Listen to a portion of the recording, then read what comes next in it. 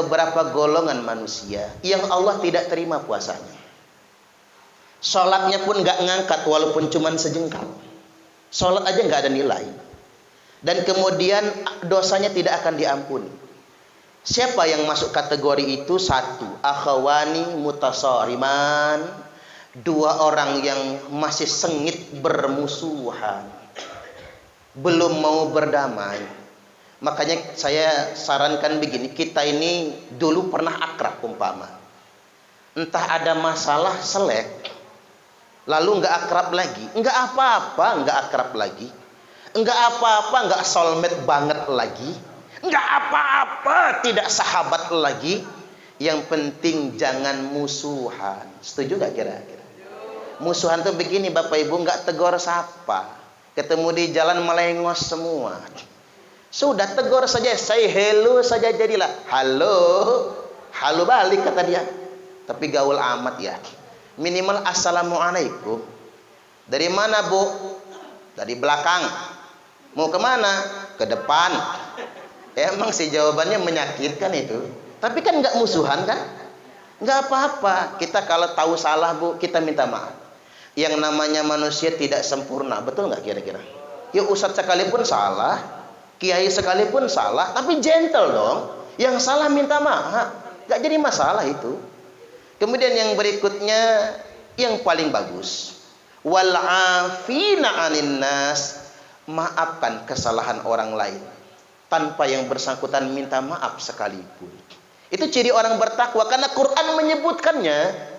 Jadi kalau Bapak Ibu ingin masuk ke makam orang yang bertakwa, jangan egois. Mari kita maafkan kesalahan orang lain walaupun mungkin dia belum minta maaf. Tapi yang payah itu begini bu, dia yang salah. Kita sudah baik-baik datang ke dia minta maaf, dia malah nggak mau. Ada nggak sih yang model gitu? Waduh, bagusnya cepat mati aja itu. Jangan didoakan yang jelek-jelek, nanti balik ke kita. Makanya kita tuh ngedoain jelek nggak boleh. Mampus lu, mampusnya ke kita nantinya. Jadi jangan mendoakan yang buruk-buruk, karena ada malaikat yang berkata walaka bimisli. Engkau akan mendapatkan seperti apa yang engkau katakan. Makanya salah Pak. Orang ceramah maki-maki salah. Ceramah ngedoain yang buruk-buruk, mendoakan kematian dan laknat nggak boleh. Nabi aja kena tegur kok. Laisa laka minal amri syai'un aw yatuba 'alaihim aw yu'adzibahum fa innahum zalimun. Ini ayat turun Ali Imran 128 negur Nabi.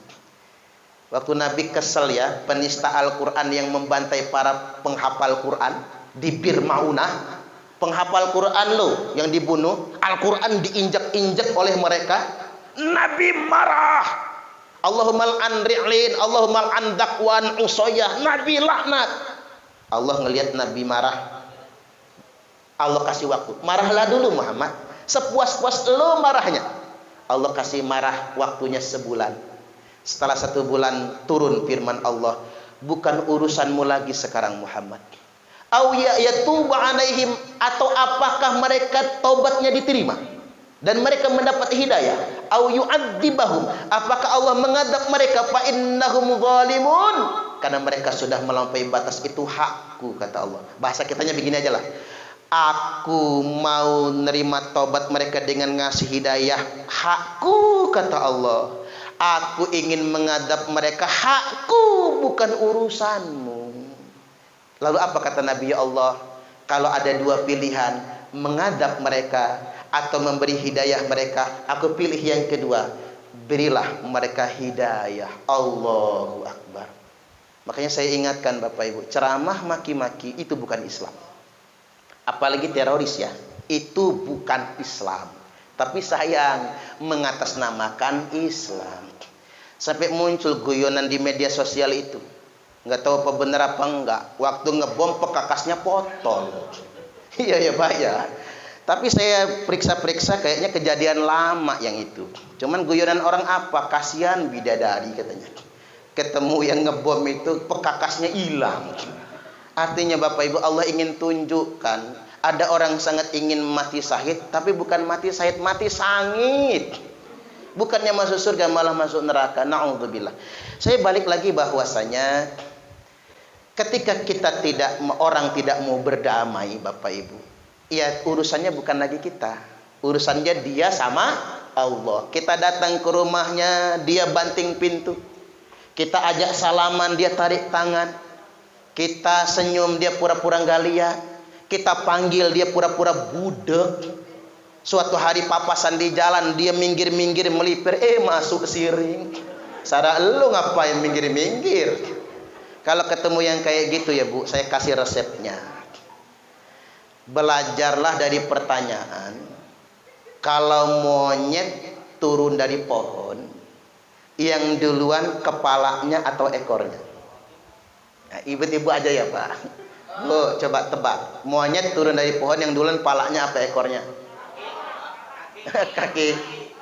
Enggak nanya kaki kok saya.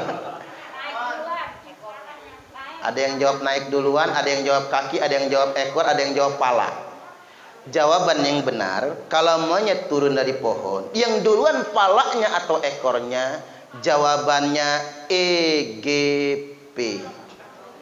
Emang gue pikirin, monyet kok dipikir? Artinya Bu, kalau ketemu orang kayak gitu, entah keluarga, entah tetangga ya, entah saudara atau teman, ngotot banget gak mau damai, ingat kata Pak Parman, monyet turun dari pohon. Emang gue pikirin, monyet kok dipikir? Jangan lebay, nanti Bu Camat pulang dari silaturahim nangis, sakit saya Pak. Ngapa kata Pak Zulkifli? Sakit rasanya. Ya ngapa? Itu loh tetangga, saya datang ke rumahnya dia malah benting pintu. Jangan nangis Bu, ingat monyet turun dari pohon. Apaan dipikir? Bebas kan hati dan pikiran kita. Orang yang begitu batin kita harus bebas. Jangan sampai terbebani. Tugas kita cuman minta maaf. Dia nggak mau, urusan dia sama Allah. Selesai di kita. Aman kan? 1, 2. Tidak diterima puasanya, belum diampuni dosa-dosanya semua istri yang durhaka kepada suami. Bu, mau masuk surga enggak? Tak ajarin ya Bu. Perempuan itu paling gampang masuk surga, paling gampang masuk neraka. Kalau ibu-ibu pengen masuk surga, taat suami, surga. Tapi kalau ibu-ibu pengen masuk neraka, gampang Bu. Ngelawanlah sama suami. Suami lagi tidur ya Bu, sepak palanya. Kalau dia bangun nggak sengaja Pak, percaya sama saya, gratis masuk nerakanya. Nggak usah bayar kepelingan tanah neraka itu. Perempuan itu paling simple. Bahkan begini Pak, ibu-ibu ini paling mudah cari pahala. Ibu-ibu ini cium tangan suami saja, itu sama seperti 70 kali cium Hajar Aswad. Apalagi suaminya hitam Bu, kayak Hajar Aswad itu. Makanya yang masih gadis-gadis saya ingatkan, cari suami jangan yang kuning, jangan yang putih, yang hitam sekalian, biar persis Hajar Aswad. Nah cara menciumnya begini, nah, buat Bu Camat sama Bu Lurah, cara menciumnya begini, punggung telapak. Jangan ngajarin anak jelek ya Bu. Kadang ada orang yang salim sama suami jedet ke jidat, salah. Yang benar itu cium punggungnya, cium telapaknya. Pakai suara boleh, nggak apa-apa. Nggak puas begitu, cetok. Itu sama seperti 70 kali cium Hajar Aswad. Ibu-ibu nyuci baju suami, ibu-ibu diberi 1000 pahala, dicabut 2000 dosa. Coba ibu-ibu berhitung nyuci baju suami sehari 10 aja Bu. 2 celana dalamnya, udah 2 kan? Kaos dalam 3, kaos oblong 4, kemeja pendek 5, baju koko 6, baju kerja 7, kolor pendek 8. Apalagi? Kaos kaki. Udah double tuh kaos kaki ya Pak. Sarung 10 saja ibu-ibu nyuci sehari. Ibu-ibu mendapatkan 10.000 pahala, dicabut 20.000 dosa. Makanya Bu, kalau habis bikin dosa, nyuci baju. Bajunya udah bersih semua Ustaz, yang bersih cuci lagi. Udah diperiksa ya Bu, nggak ada baju kotor. Punya suami, kalau punya anak nggak dihitung. Punya suami, Udah bersih semua toel, suaminya, "Pak, apa? Kolornya mana?" "Ya gua pakai lama." "Lepas, Pak, lepas, Pak." Kirain mau ngajak apaan, ternyata pengen nyuci kolor ya, Bu. Tuh, seorang istri itu enak baktinya kepada suami itu. Mudah masuk surganya. Tapi ibu-ibu maaf, walaupun ibu-ibu naik haji 10 tahun sekali, tahajud tiap malam, khatam Quran seminggu sekali, kerudung nyengser di tanah saking panjangnya, puasa Senin Kemis, umroh seminggu 5 kali. Rumahnya di Mekah soalnya ya. Tapi penyakitnya cuma satu ya. Satu cuma penyakitnya, ngelawan suami. Maka pasti masuk neraka. Saya nggak nakut-nakutin, beneran ini. Oke, yang ketiga sekarang. Tidak diterima puasanya, belum diampuni dosa-dosanya. Semua suami yang jahat sama istrinya. Gantian, Pak. Suaminya hidung belang, mata keranjang. Udah hidungnya belang, matanya keranjang, bajingan tengik juga. Saking tengiknya nggak enak dimakan. Mau dibuang saya, nggak dibuang, menyakitkan. Ada nggak sih suami model begitu? Yang mana? Yang mana? Oh, di sini mau nggak ada ya, Bu ya. Awas, Pak, jangan zolim sama istri. Makanya saya setuju lah dengan perkataan orang di media sosial itu, kata pujangga, jangan pernah membuat wanita menangis, karena malaikat akan mencatat setiap air matanya yang jatuh. Ingat, Pak, ingat ya. Jangan buat ibu-ibu ini menangis. Makanya bapak-bapak sering-sering memanjakan istri. Ajak ke mall, borong, Pak. Kasih duit banyak. Karena ibu-ibu ini kalau lagi ngambek susah ngobatinnya. Apalagi kalau sudah ngambek tengkurap di kasur. Saya sekuat tenaga nariknya nggak ketarik. Jangan pakai tenaga, Pak. Ambil yang merah itu, jejer. Kalau bisa 100 lembar, Pak. Balik dengan sendirinya dia. Karena istri ini begini, ada hal yang diabaikan suami. Mengapa wanita zaman modern banyak menggugat cerai suami? Bahkan istri selingkuh duluan. Karena Bapak Ibu di rumah tidak pernah dipuji suaminya. Suaminya kerjanya cuma marah-marah di rumahnya itu. Akhirnya istrinya suatu hari ada acara temu alumni SMA 2 umpama. Pas temu alumni ketemu mantan dulu.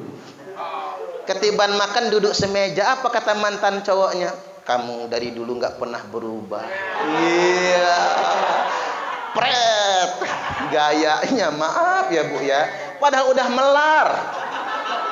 Cuman ibu-ibu karena di rumah nggak pernah dipuji suami ya, Pak.